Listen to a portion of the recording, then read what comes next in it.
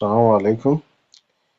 Today is 9th of May 2026 and the course is Immunology with the course code PMCB Summary 311. Uh, you know, Immunology is all encompassing. You can find it in technically all microbiology courses. It is a juncture, especially in medical microbiology, where any aspect of medical microbiology you can find immunology. You can find relationship of viral infection with immunology and virology. You can also find relationship of bacteriology or microbial infectivity with immunology. You can find it emphasis and important in a mechanism of infectivity, drug activity. Also, its juncture is also immunology. So it's one of the most important courses under microbiology. And we are going to start with concept of immunology and structure of antigen. The concept of immunology will focus more on the basic principles of immunology. Then we are going to understand the definition of an antigen and the structure of the antigen. Immunology is just a study of the immune system and the host defense system itself. You just have to understand that, as you know, we have police, soldiers, and other military personnel and paramilitaries that usually depend the community, the individual, the property of the community. This is exactly what is happening inside the human body.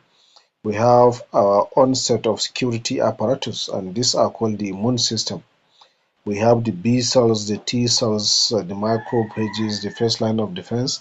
These are our soldiers, our police, and they are also serve a basic and most important aspect of protecting the body.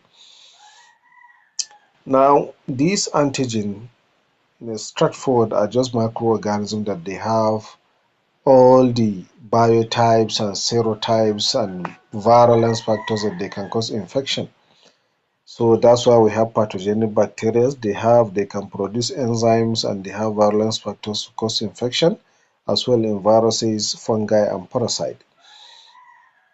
And they can be easily recognized by the body because the immune system are programmed to identify foreign substances that has higher molecular uh, mass that can cause infection. Now, immunobiology is centered around understanding the morphology and structure of these immune cells, the antigens and the antibody, and how they are reacting with each other. So for us to really understand the basic concept of immunology, you have to understand that it all revolves around antigen, antibody. The antigen, the microorganism, the antibodies, the immune cells, how they are reacting, their kinetics, rate of their reaction, and how they can dissociate and associate the complex that they can produce. All this is revolving around the immunology and the immunobiology of this antigen and antibody. Now, there are organs that they are functioning effectively in ensuring that there is production of these immune cells, and there are cells of the immune cells and there are molecules of the immune cells. Now, part of the, or should I say, the organs of the immune system include the bone marrow, the thymus, the lymph node, and the spleen. The bone marrow, as you know, is the longest bone in the leg. It can be located in the longest bone in the leg, the femur. It is there in the ribs. It is there in the clavicles. All these are areas where you can find a bone marrow.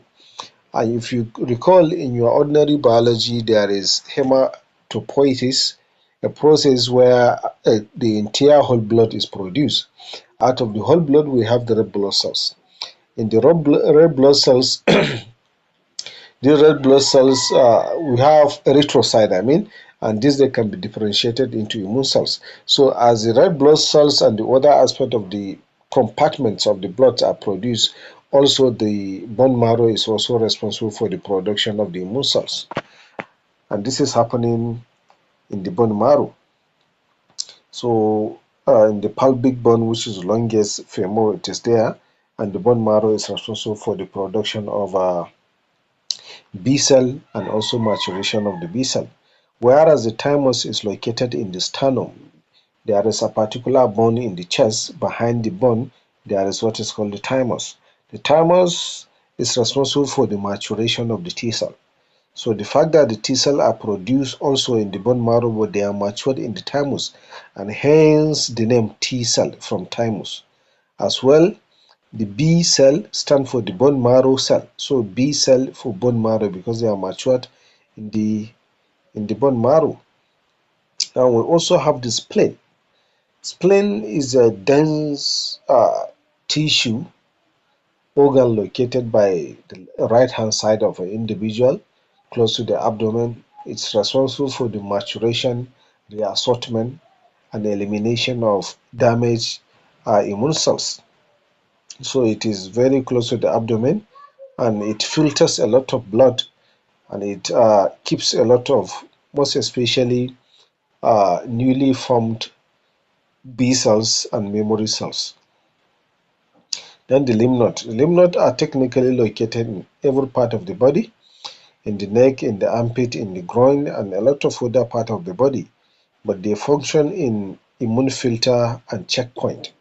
So the way that if you have a lot of cars, they stay in some certain places to check for if they are effectively functioning.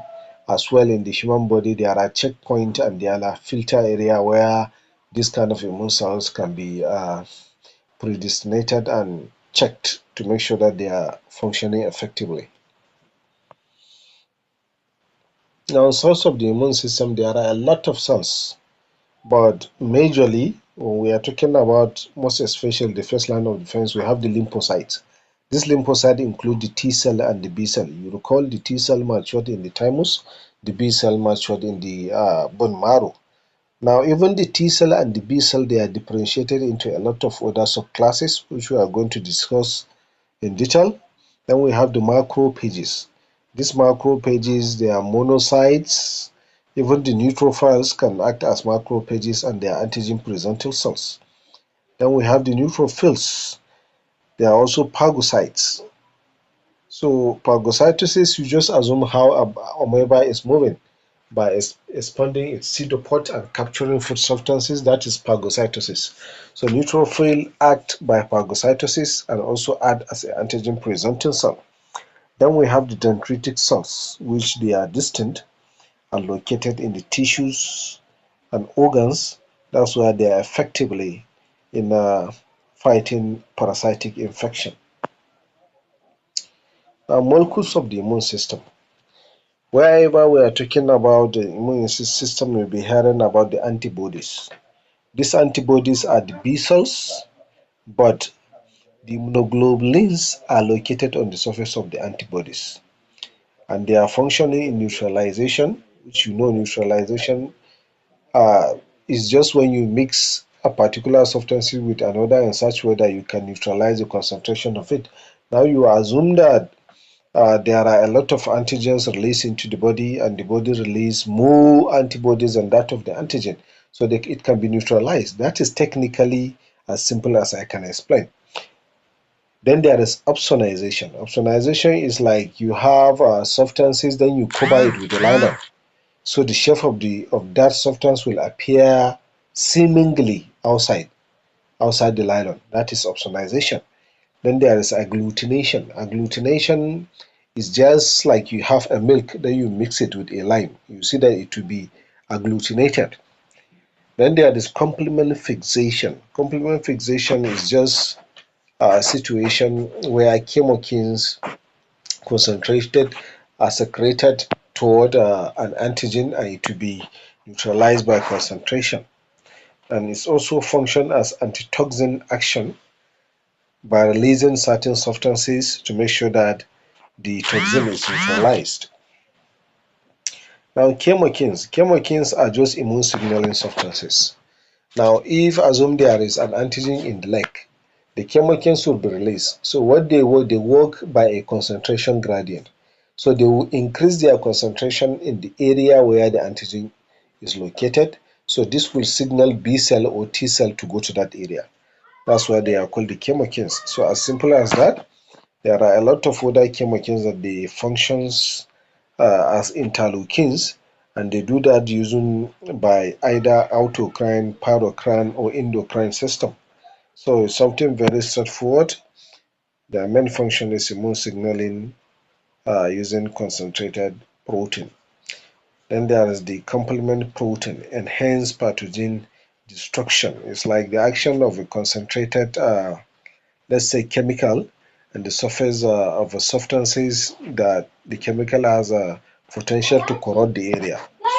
So as you have seen, they are also related to with antibodies, because if take example T cell cytotoxic, they function by opsonization, chemotaxis, lysis using lysozyme, and also can go through classical alternative and lactin pathway, which is relatively advanced. Maybe in the future during your MSc or PhD, we are going to discuss that in detail, because it is a very complicated pathway.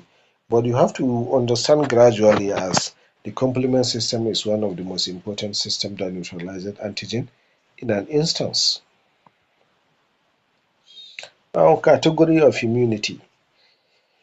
In the long run, you are going to be hearing innate immunity, adaptive immunity, active and passive immunity, humoral and cell-mediated immunity. So these are just categories of immunity that goes in hand based on the cells of the immune system, organs of the immune system. This superficial and physical immunity that we can see via our gastrointestinal, genitourinary tract, and the skin and other things.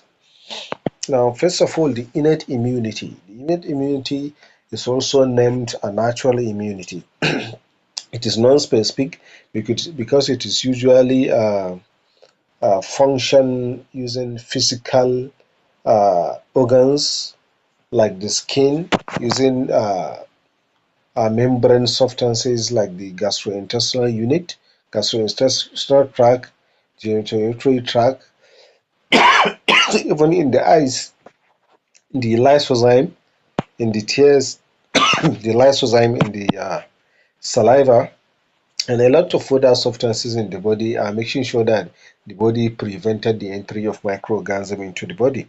So that's why they are not specific. So long as something is toxic and it is pathogenic and it is termed as a foreign, the body will repel it via either this part of the body. So they are just a physical barriers, the skin, the stomach acid, and other first line of defense cells like the macrophages and the neutrophils. And it doesn't have any more memory. It can come in contact with so many parasite or microorganism. It is going to act the same because it's just a physical parameter that prevent the body from such kind of pathogens. Then we have adaptive immunity. Adaptive immunity is extremely specific because it is dealing with the B cells and the T cells. This is also only become active when the parasite or the microorganism enters into the body. So it doesn't have any speed, because if eventually you come in contact with, let's say, malaria for the first time, the body have to recognize the malaria as an antigen, then prepare the production of antibodies peculiar and uniquely formed for the malaria. So that's why it is slow. The body have to understand it, adjust with it, produce antibodies, act against it, then store other ones for future encounter. So that's why it is extremely specific. And the body has to produce antibody that can seemingly bind with the epitope on the surface of the antigen, with the binding site on the surface of the antibody, which is called the paratope. So that's why it's slow and extremely specific. So in the one side we have natural immunity, which is not specific, and in the other side we have adaptive immunity, which is extremely specific. Now we have active and passive immunity. Active immunity is just a developed immunity in response to antigen, which is relatively similar to adaptive immunity. It is naturally and active, produces its own antibody and memory cells. So in this instance, the active immunity is something that you can acquire, and these can be through receiving a vaccine injection. because vaccine are just antibodies, attenuated antibodies injected into the human body so that it can provoke the production of memory cells and by extension prevent you from future encounter with such kind of infection or pathogens. Whereas in passive immunity are just kind of immunity that an individual can receive from mother to child during pregnancy, because this usually happens via either breastfeeding or through umbilical cord. And artificially, an injection of preferred antibodies or antivenom, anti-snake can be given to either a small child or an individual. So technically, passive immunity is something that you can receive naturally or artificially from either a mother or via vaccine injection, whereas active immunity uh, it's just a situation where naturally you can also produce, receive on antibodies, but peculiar to that infection, whereas this is just passive. Now we have humoral and cell-mediated immunity. In a very simple way, humoral immunity are B cells, because B cells they produce memory cells, whereas cell-mediated immunity are different differentiated T cells that they can function at instance. That's why we have T cytotoxic T cell, T helper cell that help B cell to fight infection, and even T regulatory cells. So all these are cells. So the humoral immunity has memory. It recognizes antigen, produce the antibodies that can find it, store other antibodies for future infection, whereas the B cells they don't have memory. They work at an instance. So wherever you see example the T cell toxic is just a killer cell. It kills the antigen at an instant. And some part of the differentiated T cells that can be used in the antigen presentation to aid the effective action of the B cell. So that's just the difference. And you can see them, that's why we have cluster differentiation 8, we have major histocompatibility complex, which are all antigen presenting cells.